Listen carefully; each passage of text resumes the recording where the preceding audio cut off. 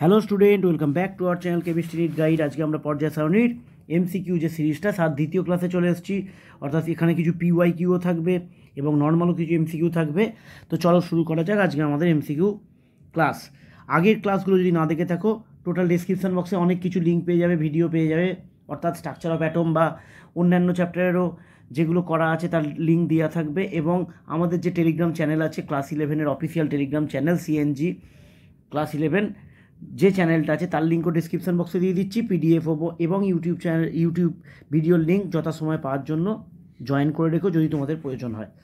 তো চলো শুরু করি আমরা 21 থেকে। বলেছে নিচের কোন মৌলের তড়িৎ ধনাত্মকতা সর্বাধিক। তড়িৎ ধনাত্মকতা আর তড়িৎ ঋণাত্মকতা এই টার্মটার সাথে কিন্তু তোমরা অলরেডি জানো যে তড়িৎ ঋণাত্মক মানে তোমরা মনে রাখবে তড়িৎ ঋণাত্মকতার মান বেশি মানে সেগুলো হচ্ছে অধাতু। আর তড়িৎ ধনাত্মক, এই যে তড়িৎ ধনাত্মক টার্ম, এটা মানে হচ্ছে ধাতু। ধাতুগুলো ইলেকট্রো পজিটিভ হয়, অধাতুগুলো ইলেকট্রো নেগেটিভ হয়। তো এক্ষেত্রে তোমাকে বলেছে সর্বাধিক তড়িৎ ধনাত্মক, মানে ইনডাইরেক্টলি জানতে চেয়েছে কোনটা ভালো ধাতু। তাহলে আমাদের উত্তর হবে সিএস অর্থাৎ সিজিয়াম। কারণ আমরা জানি পর্যায় সারণীতে যত আমরা উপর থেকে নিচের দিকে যাব তত ধাতব ধর্ম কী হবে, বৃদ্ধি পাবে। সেই লজিক যদি দেখি এবং এদিক থেকে এদিকে গেলে ধাতব ধর্ম কী হয়, হ্রাস পায়। তো সেই লজিক যদি আমরা দেখি তাহলে দেখব সিজিয়াম কিন্তু পর্যায় সারণীর একদম বাঁ দিকের নিচের দিকে আছে। তাই সিজিয়াম সবথেকে ভালো ধাতু। তাই এখানে সবথেকে বেশি তড়িৎ ধনাত্মক হচ্ছে সিজিয়াম। এরপরের কোশ্চেনটাও কিন্তু খুব ভালো কোশ্চেন, জয়েন্টেও এই ধরনের কিছু জিনিস কাজে লাগবে তোমাদের। আমি যে টিপসটা এই কোশ্চেনের যে বার্তাটা দিয়ে রাখবো সেটা চেষ্টা করবে অবশ্যই মনে রাখার, যে এই নিটে তুমি অনেক উপকার এখান থেকে পাবে। পরের কোশ্চেনটা বলেছে 55 পারমাণবিক সংখ্যা অর্থাৎ পরমাণু ক্রমাঙ্ক যার 55 তার পর্যায় সারণীতে সেটাকে আমরা কোন শ্রেণীতে রাখি, অর্থাৎ তার ইলেকট্রন সংখ্যাও কত, 55। তো দেখো এইটার জন্য তোমাদের আমি সব থেকে ভালো বলবো, এটা দিয়েছে তাই তোমরা নিষ্ক্রিয় যে মৌলগুলো আছে যদি পারো তাদের অ্যাটমিক নাম্বারটা মনে রাখার চেষ্টা করো। তো আমরা জানি হিলিয়াম, নিয়ন, আর্গন, ক্রিপ্টন, জেনন, রেডন, এগুলো আমরা জানি। এর হচ্ছে কত, 2, এর হচ্ছে 8 যোগ হবে, তো এর হবে 10, আর্গন 18, ক্রিপ্টন 36। এরপরেই কিন্তু তোমরা ভুলে যাবে। তো আমি বলবো এটা একটু মনে রাখবে, তোমরা মনে রাখলে তোমাদের উপকার হবে। তো এটা মনে রাখলে, এবং এরা কোন শ্রেণী বিলং করে পর্যায় সারণীতে, এরা 18 নম্বর শ্রেণী বিলং করে। ঠিক আছে, তো এখানে দেখো তুমি জেনন হচ্ছে 54, তাহলে পর্যায় সারণীতে ফিল আপটা কীরম হয়, জেননের আগে কে থাকবে, এখানে 53, তার আগে কে থাকবে 52, তার আগে কে থাকবে 51, তাহলে 51, 52, 53, 54, 54-র পর কিন্তু এটা আবার চলে যাবে, এখানে চলে আসবে 55, অর্থাৎ 55 যেটা আছে সেটা কিন্তু গ্রুপ 1-এ থাকবে। তো এটা যদি তুমি মনে রাখো তাহলে তোমার সুবিধাও হবে। ধরো তোমার এটা না দিয়ে 53ও তো দিতে পারতো, 53 হলে তখন কি উত্তর হতো 18, আগেরটা 17, তোমায় 52ও দিতে পারতো, তখন তোমার উত্তর কী হতো, 52 হলে হতো 16। তো তোমরা চেষ্টা করবে এটাকে একটু মুখস্থ রাখার।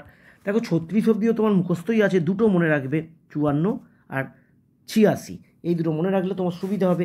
এছাড়াও আরেকটা ট্রিক এখানে বলে দিই, যদি ধরো কোনো কারণে তুমি ভুলে গেছো, তুমি এটাও মনে রাখবে যে এর সাথে এর ডিফারেন্স 8, এর সাথেও এর ডিফারেন্স 8, প্রথম দুটো 8 8, তারপরের দুটো হচ্ছে 18 18 18, এর মধ্যে হচ্ছে 18, তারপরে দুটো হচ্ছে 32 32, এটা হচ্ছে 32 এবং এর পরেরটা 32।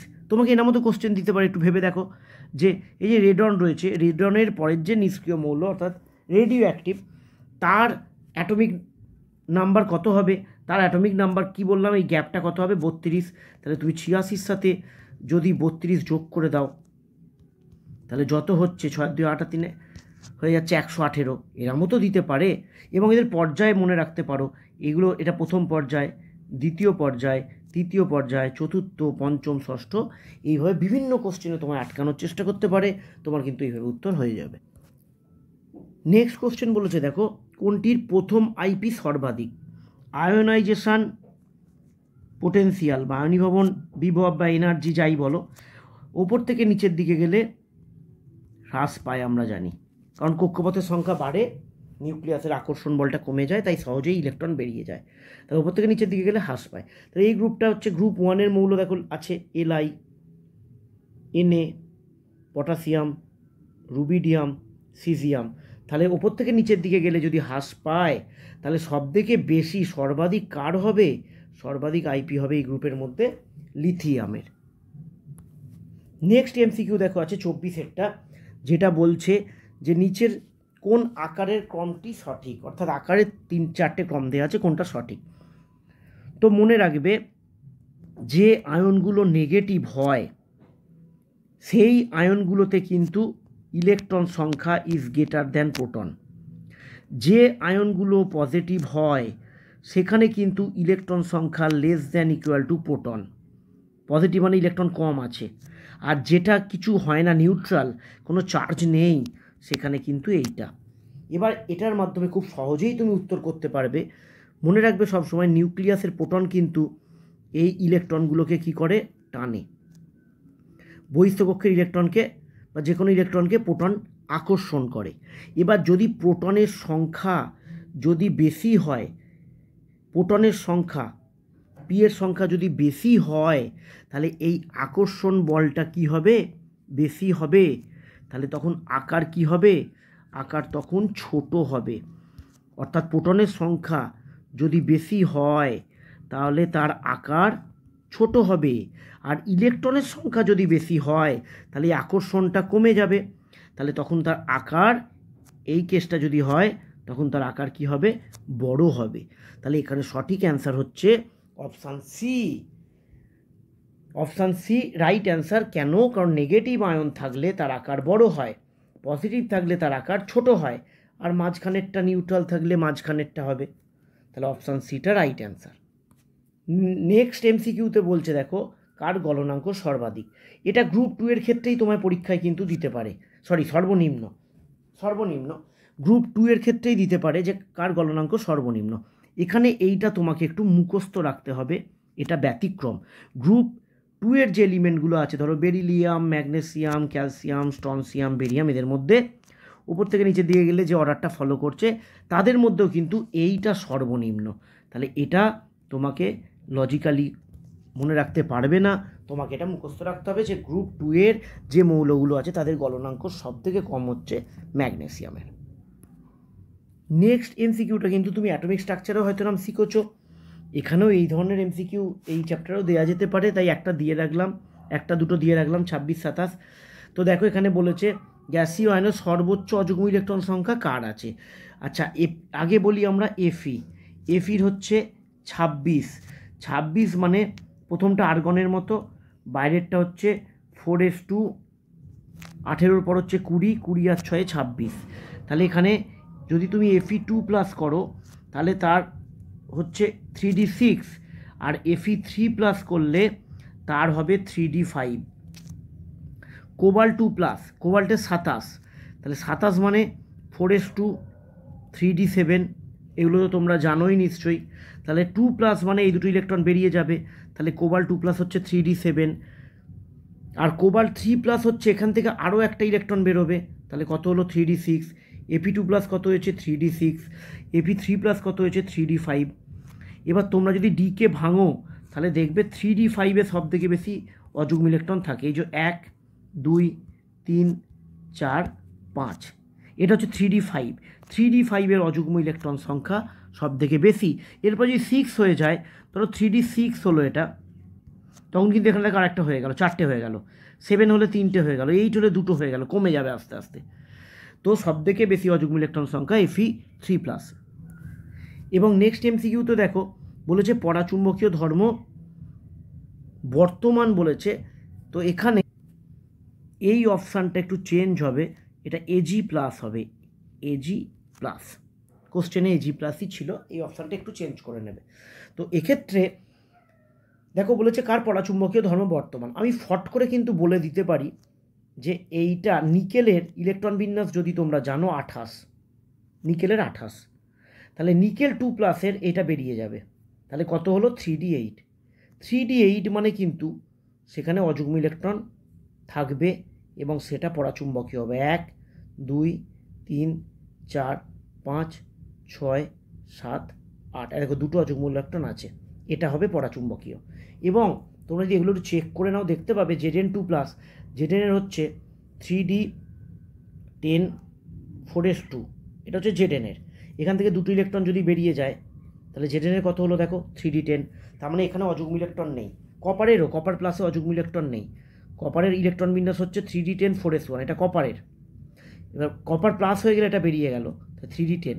আর এজির ক্ষেত্রেও তোমরা জানো Ag+ একটা নিষ্ক্রিয় ইলেকট্রন জোড় লাভ করে, কারণ AgCl যৌগ, এই সমস্ত যৌগে দেখবে এজিটা Ag+ থাকে, এর জন্য ইলেকট্রন বিন্যাস জানতে হয় না, এটা নিশ্চয়ই অষ্টক পূর্তি হয়, তাই এখানে অযুগ্ম ইলেকট্রন থাকে না। নেক্সট এমসিকিউটা দেখতে পাচ্ছ, এইগুলো কিন্তু দুটো চ্যাপ্টারকেই কভার করে, আগের চ্যাপ্টারকেও কভার করে, স্ট্রাকচার অফ অ্যাটম বা এটাকেও করে। তো এখানে বলেছে সম ইলেকট্রনীয় আইসো ইলেকট্রনিকের এমসিকিউ কিন্তু আমাদের স্ট্রাকচার অফ অ্যাটমে অনেক কটা করানো আছে, এখানেও তোমাকে আবার করাতে হবে। তো আইসো ইলেকট্রনিক মানে হচ্ছে ইলেকট্রন সংখ্যাটা যেগুলো সমান, সম ইলেকট্রনীয় মানে ইলেকট্রন সংখ্যা সমান। আমি অপশান সি এরটা দেখাই, এইটাতে কার্বনের ইলেকট্রন আছে 6টা, অক্সিজেন ইলেকট্রন আছে 8টা, মানে 8 আর 6 14টা। N2 মানে দুটোই N আছে, দুটো N মানে 7 7 কত 14। Cn মাইনাস, C মানে 6, N মানে 7, আর মাইনাস মানে আর একটা, তাহলে কত 14। C2 2 মাইনাস, C2 2 মাইনাস মানে C 6, আর একটা C 6, আর দুটো মাইনাস মানে 2, তাহলে কত 14। দেখো আমি উত্তর পেয়ে গেলাম, আমার অপশান সিটা এখানে রাইট অ্যান্সার, সম ইলেকট্রনীয়। এবার একটা 9 আমি তোমায় দেখিয়ে দিই, তোমরা বাড়িতে কিন্তু 4টেই করবে, 4টে সেটই করবে। ধরো তোমাকে দিয়েছে NO, তাহলে NOর কী হবে 7 নাইট্রোজেনের, 8 অক্সিজেনের মানে 15।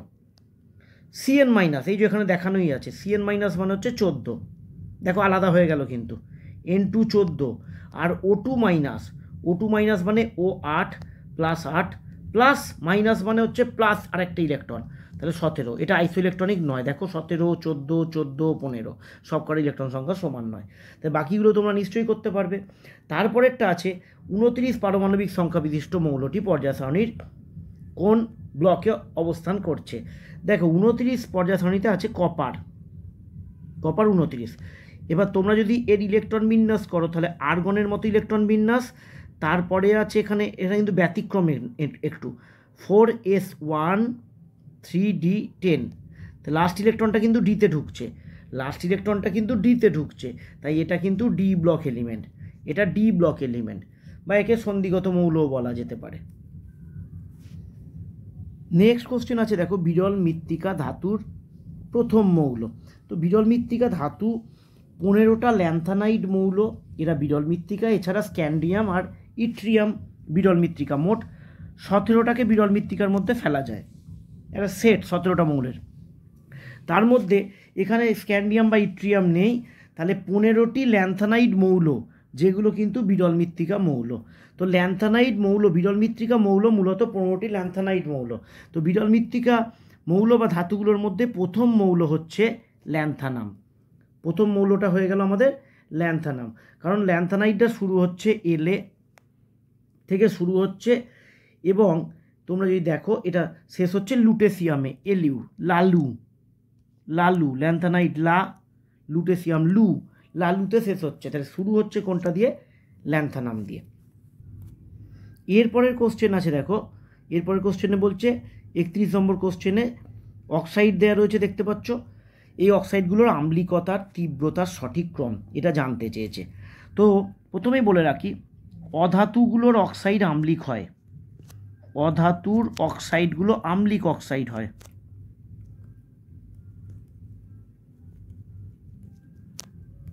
অধাতুর অক্সাইড কি বললাম, আম্লিক অক্সাইড।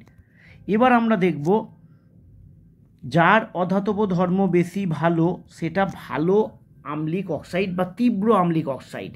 এবার তোমরা ভালো করে মনে রাখবে, অধাতু কি করে মনে রাখবে, ভালো অধাতু যাদের ইলেকট্রোনেগেটিভিটির মান বেশি, যাদের ইলেকট্রোনেগেটিভিটির মান বেশি তারা ভালো অধাতু, তাদের অধাতব ধর্ম বেশি। ইলেকট্রোনেগেটিভিটির মান যাদের বেশি তাদের অধাতব ধর্ম বেশি। এবার এই মৌলগুলোকে দেখো যেগুলো দেওয়া আছে অ্যালুমিনিয়াম, সিলিকন, আমি মৌলগুলোকে লিখছি। কীভাবে লিখছি একটু দেখবে, তোমরা নতুন শিখছো তাই প্র্যাকটিস করিয়ে করিয়ে লিখছি। বোরন, কার্বন, নাইট্রোজেন, অক্সিজেন, ঠিক এর নিচে আছে অ্যালুমিনিয়াম, সিলিকন, ফসফরাস, সালফার। তাহলে আমি একটা নির্দিষ্ট ট্রেন্ড পেয়ে গেলাম এখানে। তুমি দেখতে পাচ্ছ একই পর্যায় বরাবর, সরি এটা সিলিকন, হ্যাঁ এই চারটে। তো এবার আমরা কি জানি, ইলেকট্রোনেগেটিভিটি পর্যায় সারণীতে যদি কোনো পর্যায় বরাবর বাঁ দিক থেকে ডান দিকে যাওয়া হলে ইলেকট্রোনেগেটিভিটি কি হয়, বৃদ্ধি পায়। তাহলে আমি কি বলেছি, ইলেকট্রোনেগেটিভিটির মান বেশি হলে সেটা ভালো অধাতু, এবং ভালো অধাতু হলে তার আম্লিক অক্সাইড, আম্লিকতার ধর্মটা বেশি হবে। তাহলে এখানে সবথেকে বেশি আম্লিক অক্সাইড হবে SO2, তারপর হবে P2O3 বা ফসফরাসেরটা, তারপর সিলিকনেরটা, তারপর অ্যালুমিনিয়ামেরটা। তাহলে আমরা এবার এইটা অনুযায়ী দেখতে পাচ্ছি option beta right answer. SO2, P2O3, SiO2, Al2O3, এইভাবে কিন্তু আম্লিক অক্সাইডটা করতে হবে। ক্ষারকীয় অক্সাইড হলে এটা অধাতুর জায়গায় কি হয়ে যেত, ধাতু হয়ে যেত। নেক্সট কোশ্চেন বলেছে দেখো, কোনটি সর্বাধিক ক্ষারীয় অক্সাইড? তাই ঠিক আম্লিক অক্সাইডের উল্টোটা হবে। আমি দেখব এইগুলোর মধ্যে সবথেকে ভালো ধাতু কোনটা, যেটা সবথেকে ভালো ধাতু তার অক্সাইডটা সবথেকে বেশি ক্ষারীয় হবে। তো আমি যদি একটু এদের পজিশন লেখার চেষ্টা করি, দেখো নাইট্রোজেনের গ্রুপটা যদি লিখি, নাইট্রোজেন, ফসফরাস, এগুলো তোমার ব্রেনের মধ্যে থাকবে, কিন্তু জয়েন্টের ছেলেমেয়েদের খুব উপকার হবে যদি পর্যায় সারণীটা যখনই এরকম কোশ্চেন দেবে তুমি একটুখানি যদি গ্রুপ ওয়াইজ লিখে ফেলতে পারো, তোমার কিন্তু খুব উপকার হবে। আমি 20 মাত্রা নিচে আছে বলে আগে নাইট্রোজেনের গ্রুপটা লিখে নিলাম। নাইট্রোজেনের আগের গ্রুপে আছে কার্বন, সিলিকন, পুরোটা লিখছি না, সিলিকন আছে। তার আগে আছে বোরন, অ্যালুমিনিয়াম, এখানে অ্যালুমিনিয়াম আছে, বিসমাথ লিখে ফেললাম, সিলিকন লিখে ফেললাম, আর অক্সিজেনের মধ্যে আছে সালফার, সেলেনিয়ামটা রয়েছে। দেখো চারটেকে কভার করে দিয়েছি। এবার তোমরা দেখো ধাতব ধর্ম বাঁ দিক থেকে ডান দিকে গেলে ধাতব ধর্ম হ্রাস পায়, ওপর থেকে নিচের দিকে গেলে বৃদ্ধি পায়। মোটামুটি তোমায় তুলনাটা কিন্তু দেখো দিয়েছে, অ্যালুমিনিয়ামের সাথে বিসমাথ কত নিচে আছে দেখো, এরম কিন্তু পরপর তুলনা কিন্তু তোমায় দেয়নি, অনেক নিচে দিয়েছে।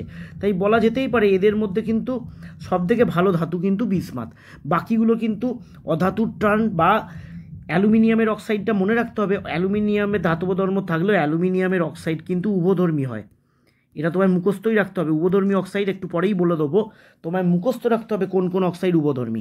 অ্যালুমিনিয়ামটাকে গুলিয়ে ফেললে এখানে হবে না, এখানে বিসমাথের অক্সাইডটা তাহলে হবে ক্ষারীয় অক্সাইড। তাহলে কি হলো দেখো, ধাতুর অক্সাইড, ক্ষারীয় অক্সাইড, অধাতুর অক্সাইড, আম্লিক অক্সাইড। এবার দিয়েছে উভধর্মী অক্সাইড। তোমাকে একটা খুব সুন্দর একটা পয়েন্ট বলছি, যেটা তুমি করে রাখবে, তোমার জয়েন্ট নিটে খুব উপকার হবে পরবর্তীকালে। যত উভধর্মী অক্সাইড তুমি পড়তে পড়তে যেখানে খুঁজে পাবে, তুমি যে কোনো একটা খাতার পাতায় উভধর্মী অক্সাইডের উদাহরণগুলোকে তুমি লিখে রাখবে। কেন বলছি, দেখো উভধর্মী অক্সাইড মানে হচ্ছে যে সমস্ত মৌলের ধাতব এবং অধাতব ধর্ম উভয়ই দেখা যায়, তাদের অক্সাইড সাধারণত উভধর্মী। কিন্তু এই লজিক দিয়ে বিচার করে তুমি সবসময় কিন্তু সফলতা পাবে না, এবং উভধর্মী অক্সাইডের সংখ্যা কিন্তু খুবই কম। তাই আমি তোমায় বলবো, যেখানেই উভধর্মী অক্সাইডের নাম দেখতে পাবে, আমি যেমন তোমায় কয়েকটা বলে দিচ্ছি, বেরিলিয়ামের অক্সাইড বা হাইড্রক্সাইড উভধর্মী হয়, অ্যালুমিনিয়ামের অক্সাইড বা হাইড্রক্সাইড উভধর্মী হয়। এইভাবে তুমি পড়ে রাখবে, অ্যালুমিনিয়াম, বেরিলিয়াম, এগুলো দেখলে তুমি জানবে এদের অক্সাইড উভধর্মী হয়। এখানে ওই অপশানগুলো নেই, এখানে উত্তর হবে কিন্তু উদাহরণের মধ্যেই পেয়ে যাবে। বেশি অক্সাইড তো বারবার বলছি নেই, এটা যেমন দেখতেই পাচ্ছ ধাতব অক্সাইড, তো মোটামুটি বুঝে যাবে। তো এখানে উভধর্মী অক্সাইড কিন্তু SnO2। এরপরে বলেছে নিচের কোনটির মধ্যে একাধিক যোজ্যতা দেখা যায়। একাধিক যোজ্যতা দেখাতে গেলে যেটা থাকতে হবে, এটা কিন্তু তোমরা খুব ভালো বুঝতে পারবে রাসায়নিক বন্ধন চ্যাপ্টারে। ওটা যদি পড়া হয়ে গিয়ে থাকে তোমাদের, তারপরে যদি তোমরা এই ভিডিওটা দেখো, তোমার কিন্তু আশা করি বুঝতে অসুবিধা হবে না। কিন্তু যদি ওটা না পড়া হয়ে থাকে, এখন বলে রাখছি, তুমি ওই চ্যাপ্টারটা পড়ার পর এই ভিডিওটা খুঁজে রেখে এই MCQটা আরেকবার দেখবে, তাহলেই তুমি বুঝতে পারবে। দেখো একাধিক যোজ্যতা বা ইংরাজি হচ্ছে ভ্যারিয়েবল ভ্যালেন্সি কারা দেখায়, যাদের কোনো একটা খালি বা ইংরাজিতে বলি যদি ভ্যাকেন্ট অরবিটাল থাকে, ভ্যাকেন্ট অরবিটাল সেটা P হতে পারে, D হতে পারে, যা হোক, ভ্যাকেন্ট অরবিটাল যদি থাকে তারা কিন্তু একাধিক যোজ্যতা দেখায়। তো এক্ষেত্রে D ব্লক মৌলগুলো ছাড়াও P ব্লক মৌলও দেখাতে পারে, তাই এখানে রাইট অ্যান্সার কিন্তু অপশান B বা সি। কেন দেখাতে পারে? দ্বিতীয় পর্যায়ের মৌলগুলো দেখাবে না, কিন্তু ভ্যারিয়েবল ভ্যালেন্সিটা কী জিনিস দেখো। ধরো ক্লোরিনের ইলেকট্রন বিন্যাস হচ্ছে 17, আমি বাইরেরটা লিখছি একবারে 3s2 3p5। এবার দেখো 3p5 আছে মানে এখানে কিন্তু খালি ডি অরবিটাল আছে। এটা কিন্তু ফ্লোরিনের ক্ষেত্রে প্রযোজ্য হবে না। ফ্লোরিন 9 1s2 2s2 2p5, এর কিন্তু 2d হয় না, 2d নেই এর, তাই এ ভ্যারিয়েবল ভ্যালেন্সি দেখাবে না, মানে একাধিক যোজ্যতা দেখাবে না। কিন্তু ক্লোরিনের যেহেতু আছে খালি, তাই এখানে কি ঘটনা ঘটবে দেখো। 3s2তে কি আছে মনে রাখবে, যোজ্যতা মানে হচ্ছে যতগুলো অযুগ্ম ইলেকট্রন আছে সেটাই তার যোজ্যতা। তাই ক্লোরিনের সাধারণত যোজ্যতা কত হয়? একটা অযুগ্ম ইলেকট্রন। কিন্তু এই যে খালি ডি অরবিটাল আছে, এই যে খালি ডি অরবিটাল রয়েছে, পরবর্তীকালে কিন্তু উত্তেজিত অবস্থায় এখান থেকে ইলেকট্রনগুলো এখানে শিফট হয়ে যেতে পারবে। শিফট যদি হয়ে যায় তখন আমি এটাতেই এডিট করে দিচ্ছি, এটা এখানে চলে গেল, তাহলে এটা কিন্তু এই সোজা স্পিনেই লিখব। তখন অযুগ্ম ইলেকট্রন কটা হলো? 3টে। তার মানে ক্লোরিনের যোজ্যতা 1 হতে পারে, 3 হতে পারে, আবার এখানকার ইলেকট্রনটা এখানে চলে যেতে পারে, 5 হতে পারে, এখানকারটাও এখানে যেতে পারে, ভেতর থেকে যাবে না, সব বাইরের কক্ষপথ। দেখো 3 কক্ষপথ সব। ক্লোরিনের এতগুলো যোজ্যতা হতে পারে, তাই পি ব্লকেরও হতে পারে, ডি ব্লকের তো হতেই পারে, ডি এর খালি থাকলেই হতে পারে, খালি অরবিটাল থাকলেই হতে পারে। নিচের কোন মৌলটি, তারপরে কোশ্চেন বলছি, ইলেকট্রন গ্রহণ এনথালপির মান ধনাত্মক। তোমরা মনে রাখবে ধনাত্মক ইলেকট্রন গ্রহণ এনথালপির মান তাদেরই হবে যাদের ইলেকট্রনিক কনফিগারেশন অর্থাৎ ইলেকট্রন বিন্যাস যাদের অত্যন্ত সুস্থিত হবে। তারা ইলেকট্রন গ্রহণও করতে চায় না, ইলেকট্রন ছাড়তেও চায় না। ইলেকট্রন আসক্তি মানে গ্রহণ করা, ইলেকট্রন গ্রহণ এনথালপি সরি। তো যাদের ইলেকট্রন বিন্যাস অত্যন্ত সুস্থিত, ই বিন্যাস অত্যন্ত সুস্থিত, তাদের ক্ষেত্রে ইলেকট্রন ঢোকাতে গেলে জোর করে ইলেকট্রন ঢোকাতে হয়, তাই তাদের ইলেকট্রন গ্রহণ এনথালপির মান ধনাত্মক হয়। এটা কোন কোন গ্রুপে দেখা যায়? এটা দেখা যায় গ্রুপ 2, এটা দেখা যায় গ্রুপ 15, এটা দেখা যায় গ্রুপ 18। এই মৌলগুলো দেখা যায়।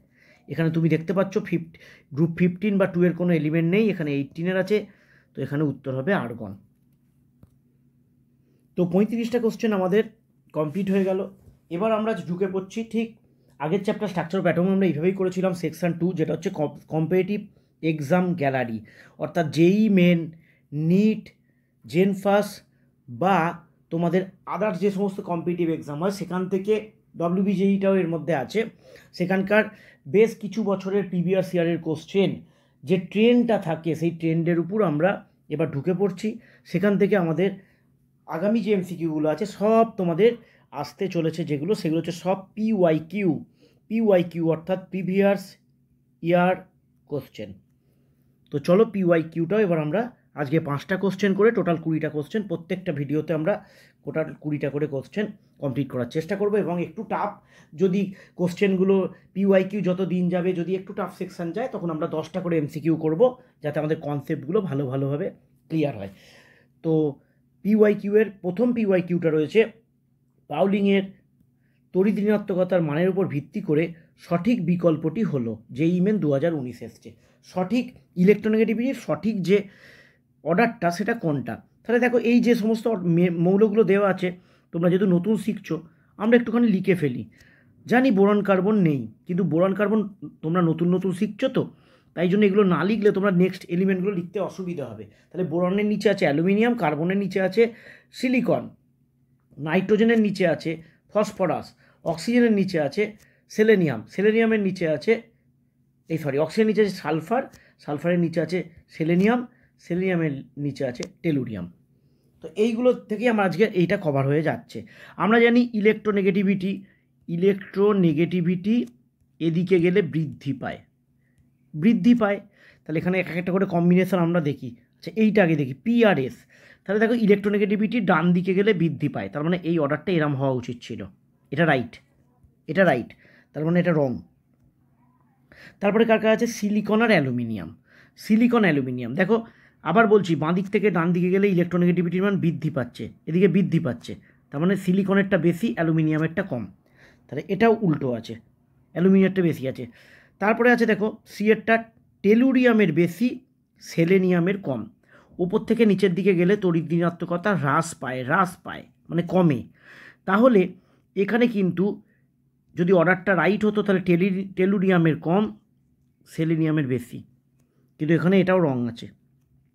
তারপরে আছে গ্যালিয়াম আর জার্মেনিয়াম। আচ্ছা, বোরন অ্যালুমিনিয়ামের নিচে আছে গ্যালিয়াম, আর কার্বন সিলিকনের এখানে আছে জার্মেনিয়াম। তাহলে এখানে যে সঠিক অর্ডারটা হবে সেটা হবে এই তো, এটার বেশি হবে, এবং এখানে সেটাই আছে, তাহলে এটা রাইট, অপশান ডিটা রাইট। আচ্ছা, তারপরে বলেছে পারমাণবিক ব্যাসার্ধের সঠিক ক্রমটি হলো। নেক্সট এমসিকিউ এসছে, দেখতে পাচ্ছ 2019-এ। এখানে বলেছে পারমাণবিক ব্যাসার্ধের সঠিক ক্রম, না আকার কার বড়। পারমাণবিক ব্যাসার্ধ আমরা জানি ওপর থেকে নিচের দিকে গেলে বৃদ্ধি পায়, কারণ কক্ষপথের সংখ্যা বাড়ছে, এদিক থেকে এদিকে গেলে হ্রাস পায়। এটা হচ্ছে পারমাণবিক ব্যাসার্ধের যে ট্রেনটা সেইটা।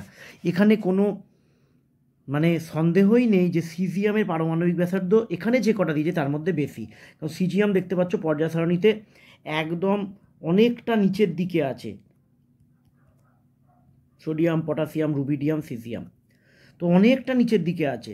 এটা 1s1, 2s1, 3s1, 4s1, 5s1, caesium হচ্ছে 6s1, মানে 6 নম্বর পর্যায়ে অনেক নিচে আছে। সিজিয়ামটা বড় সব থেকে, মানে এই দুটোর মধ্যে একটা উত্তর হবে। আচ্ছা, তারপরে আমরা চলে যাব বাদিক থেকে ডান দিকে গেলে হ্রাস পায়। কে কে আছে? অ্যালুমিনিয়াম আছে, কার্বন আছে, আর আছে সালফার।